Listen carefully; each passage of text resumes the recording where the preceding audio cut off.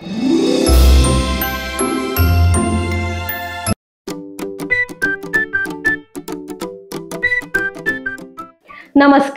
सह्याद्रीचा राखणदार या चॅनलमध्ये तुम्हा सर्वांचं खूप खूप मनापासून स्वागत. मी मोना कानेकर आज तुम्हाला घेऊन आलेली आहे वैभवी पुरणकर या ताईंकडे. वैभवी पुरणकर ताई आपल्याला एक छानशी गणपतीच्या प्रसादाची रेसिपी शेअर करणार आहे. तर भेटूया वैभवी पुरणकर ताई सोबत. या आहे वैभवी पुरणकर ताई. नमस्कार वैभवी ताई. नमस्कार मॅम. आज कुठला पदार्थ तुम्ही आमच्या प्रेक्षकांबरोबर शेअर करणार आहात? आज आपल्या लाडक्या गणपती बाप्पाची आवडते आणि आपल्या महाराष्ट्राची पारंपरिक रेसिपी म्हणजे उकडीचे मोदक.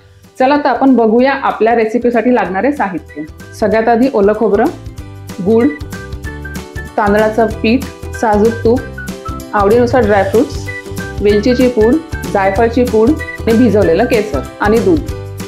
पदार्थाला लागणारं साहित्य आपण बघितलेलं आहे. तर आता वळूया कृतीकडे. तर ताई काय करायचं सर्वात प्रथम? सगळ्यात पहिले आपण एक नॉनस्टिक पॅन घेऊया. बरं. तर आता आपण पॅन मध्ये 1 चमचा तूप घालूया. सगळ्यात आधी आपण सारण करणार आहोत. बरं. सारणासाठी आपल्याला ओलं खोबरं लागेल. तर याकरिता आपल्याला ओलं खोबरंच वापरायचं. ओलं खोबरंच वापरायचं आहे.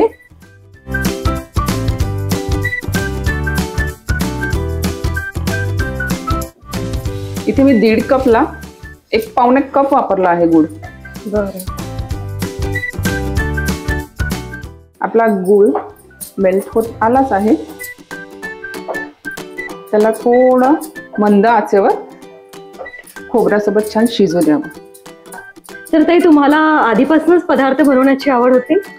हा, ऍक्च्युली लहानपणापासूनच मला नवीन नवीन पदार्थ बनवणं, लोकांना खाऊ घालणं जास्त आवडतं. अच्छा. बाकी घरी काही मम्मीकडनं, काही काकूकडनं, काही मावशीकडनं, आजीकडनं असं म्हणजे खूप काही शिकली आहे.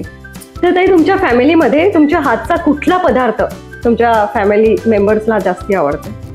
तसं तर सगळंच आवडतं, पण आता म्हणजे केक्स खूप जास्त आवडतात माझ्या घरच्यांना. माझ्या हातचे केक्स आणि चॉकलेट्स.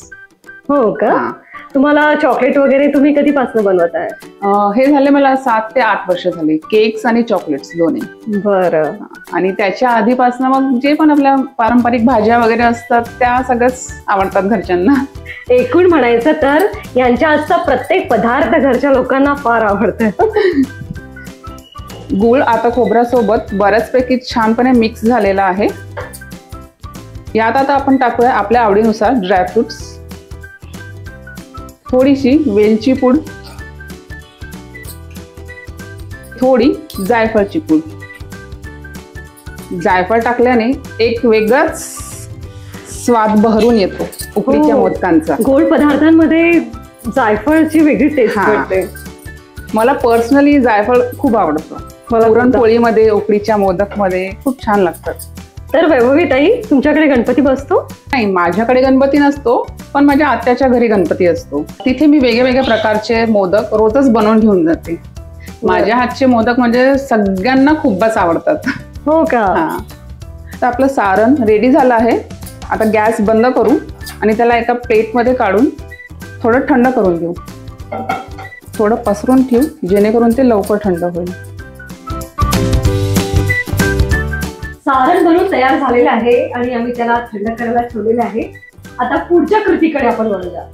तर आता आपल्याला उकड काढायची आहे. त्याच्यासाठी पुन्हा नॉनस्टिक पॅन, त्याच्यामध्ये आपण टाकायचं आहे अर्धा कप दूध.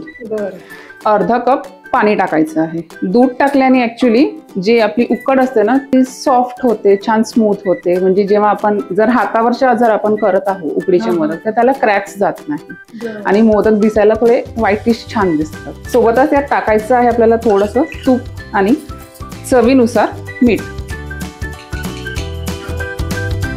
जर आपण 1 कप तांदळाचं पीठ घेतलं आहे तर त्याच्यामध्ये आपल्याला 1 कप दूध लागेल, ज्यात अर्ध पाणी आहे. ठीक आहे. आता याला छान बॉईल आणायचं आहे. दुधाला छान बॉईल झाला आहे. आता आपल्याला गॅस बंद करायचा आहे आणि यात आपलं जे तांदळाचं पीठ आहे ते आपल्याला पूर्ण टाकायचं आहे आणि याला छान मिक्स करून द्यायचं आहे. आणि त्याला एक रफ मिक्स करून याला आता मिक्स केल्यावर आपल्याला थोडं 2 मिनिटं वाफू द्यायचं आहे. आता 2 मिनिटं झाले आहे. वाफेवर आपली उकड बरीच छान झाली आहे. आता याला आपण एका प्लेटमध्ये काढून घेऊया. आता याला आपल्याला हाताने छान पिठासारखं गोळा करून घ्यायचा आहे. थोडं हलकं गरमच असेल हे.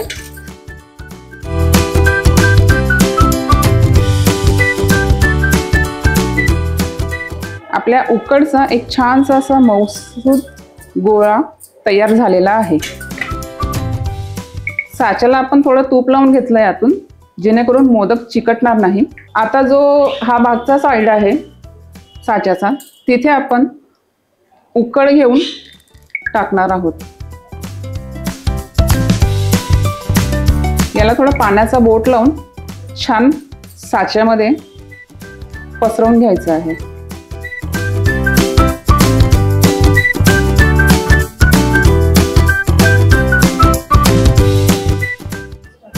उकड छान पसरलेली आहे. आता याच्यात आपल्याला टाकायचं आहे आपण तयार केलेलं सारण. सारण छानपणे भरून घेऊन इथे आपल्याला थोडीशी उकड पुन्हा लावून याला छान पॅक करायचं आहे. आता याला अलगदपणे थोडं खोलायचं आहे. आणि आपला उकडीचा मोदक रेडी झाला आहे. मोदक स्टीम करण्यासाठी आपण एका भांड्यामध्ये पाणी घ्यायचं आहे. त्यावर आपण एक चाळणी ठेवायची आहे, ज्यात आपण एक केळीचं पान ठेवलं आहे. आणि या पाण्याला आता उकळी येऊ द्यायची आहे.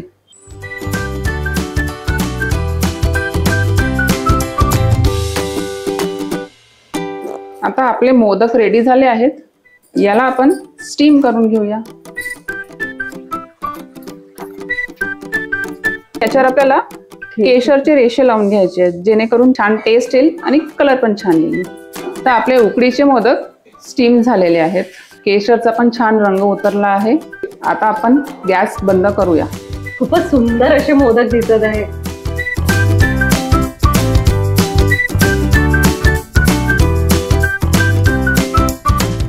आपले उकडीचे मोदक बाप्पासाठी तयार आहेत.